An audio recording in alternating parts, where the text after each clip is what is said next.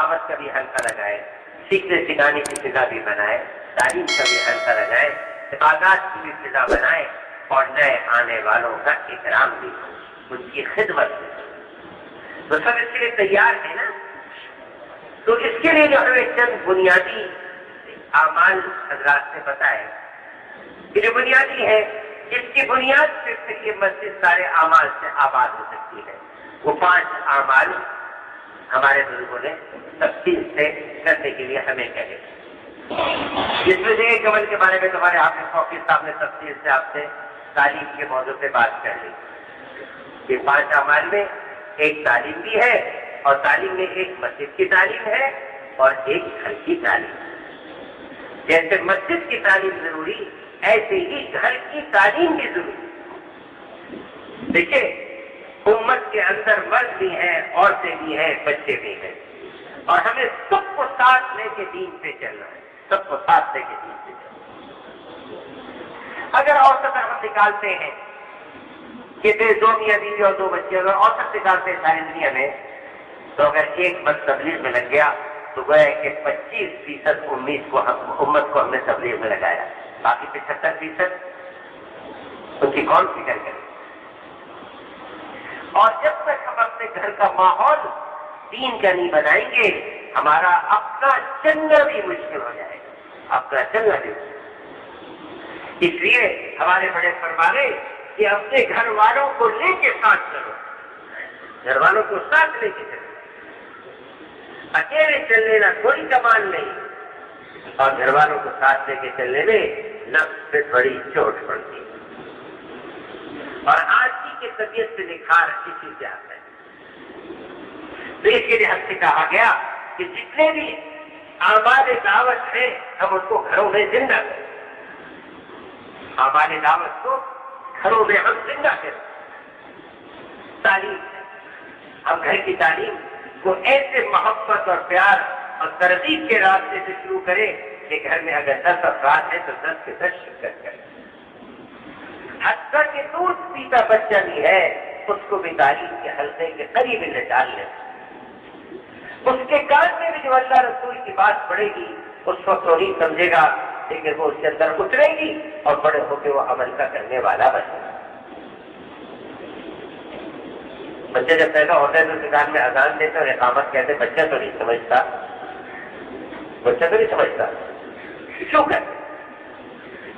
اس بچے کے پیدا ہونے ہی کان میں اللہ کی بڑائی بیان کرو تو اس کے دل میں اللہ کی بڑائی آئے گی۔ تو دودھ پیتے بچوں کو بھی ہم تعلیم کے حلقے کے قریب لگائیں، ان کے کان میں بھی یہ بات پڑے، اس کے اندر اترے گی، اس کے اندر اترے گی یہ بات۔ اسی درخواست یہ ہے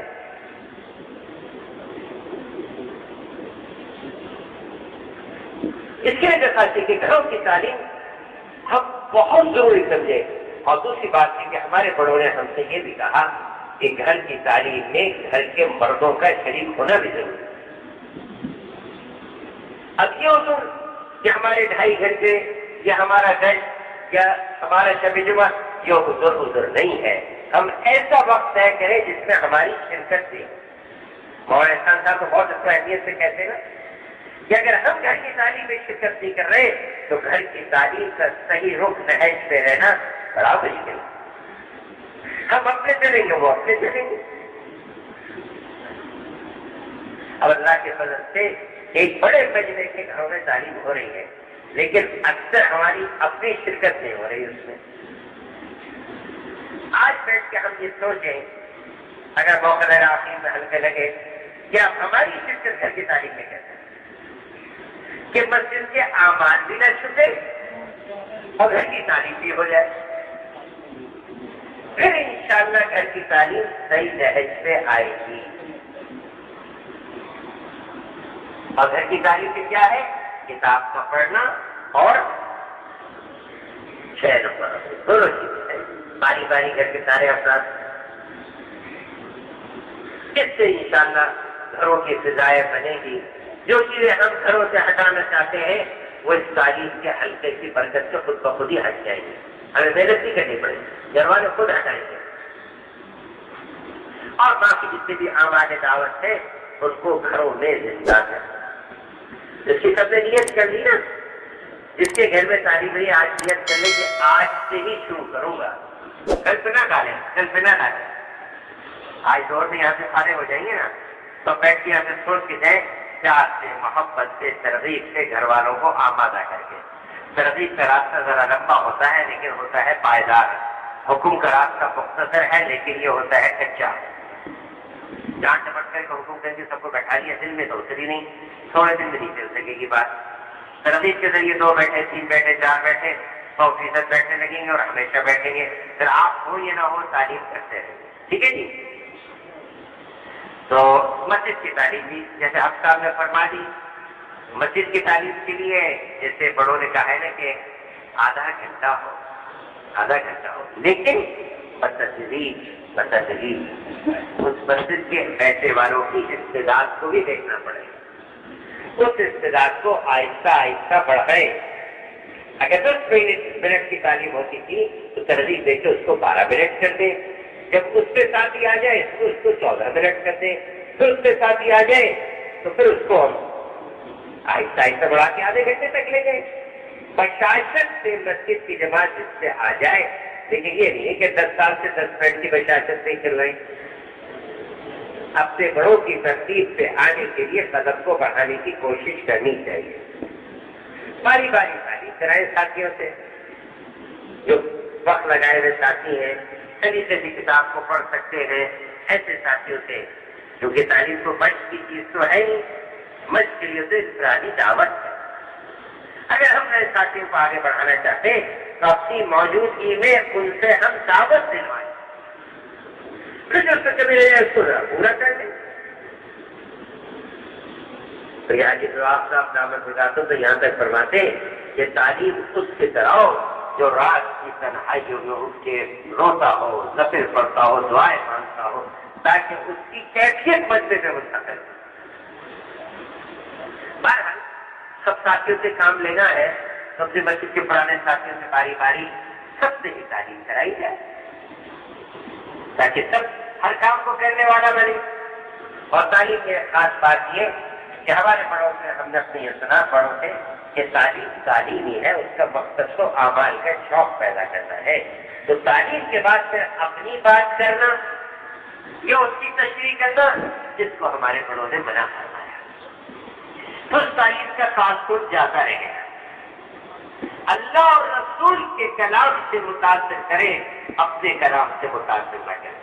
میاں جی محراب صاحب دامت برکاتہ ہمارے نظام الدین کے بڑے تھے، بڑے حضرت رحمۃ اللہ علیہ کے ہر وقت ساتھ رہنے والے، ایک مرتبہ کسی ملک میں تعلیم کا موضوع بیان کرتے انہوں نے یہ بات فرمائی کہ تعلیم کے ذریعے اللہ اور رسول کے کلام سے متاثر مت کرو، اپنے کلام سے ہم متاثر کرو۔ اس کے بعد اپنی بات کرنا وہ اللہ کے رسول کے کلام کا تاثر کمزور پڑ جاتا ہے۔ ہماری جماعت ملیشیا جا رہی تھی تو گائے میں چلتے وقت آخر میں ہر جماعت حاجی صاحب سے فرماتی ہے کہ حاجی صاحب ہم سے کچھ بات کر لیں، تو ہم بھی گئے آخر میں کہ حاجی صاحب ہم سے کچھ بات کر لیجیے۔ حاجی صاحب وہ حافظ اسماعیل صاحب تشریف لائے ہوئے نظام الدین سے، ان کو بلا کے لاؤ۔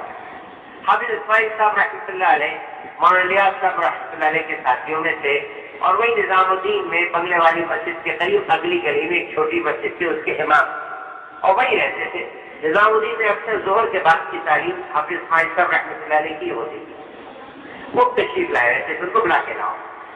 تو ایک ساتھی گئے اور ان کو بلا کے حج کا یاد فرمائے، تو حج صاحب نے کہا حافظ صاحب یہ ہماری جماعت ملیشیا جا رہی ہے، آپ اس سے کچھ بات کر لیں۔ تو حافظ صاحب رحمۃ اللہ نے بہت مختصر سے جملے ارشاد فرمائے، تو ہم تشریف لے گئے۔ اب ہمارا مزاج تو حاجی صاحب کی لمبی لمبی تقریریں اور بات کرنے کا بنا ہوا، تو ہم نے حاجی صاحب سے کہا حاجی صاحب آپ کچھ بات کر لیجیے۔ تو میں نے دیکھو بڑوں کی بات کے بعد پھر نہیں بات کرنی چاہیے، ورنہ بڑوں کی بات کا تاثر ختم ہو جاتا ہے۔